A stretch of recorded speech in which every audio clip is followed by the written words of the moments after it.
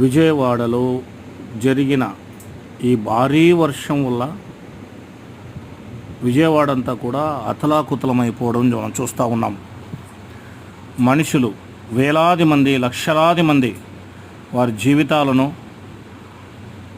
మరి ఎక్కడ నివసిస్తున్నారో, ఆహారం వాళ్ళకి దొరుకుతుందో లేదో పరిస్థితులను మనం చూస్తూ ఉంటే, మానవుని యొక్క స్థితిగతులు మనం గమనిస్తే ఈ లోకంలో ఏం సంపాదించినా, ఎంత సంపాదించినా అది కేవలం పొట్ట కొరకే, కోటి విద్యలు కేవలం కూడు కొరకే అన్నట్టు మానవ జీవితాలు చూడండి.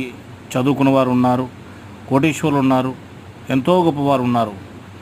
పరిస్థితులు మనిషిని ఇంత భయంకరంగా చేసేస్తాయి. 1-2 రోజుల్లోనే ఇలాంటి పరిస్థితి వచ్చేసింది. మానవ జీవితం చిన్నది, స్వార్థంగా కాకుండా భయం కలిగిన జీవితం కలిగి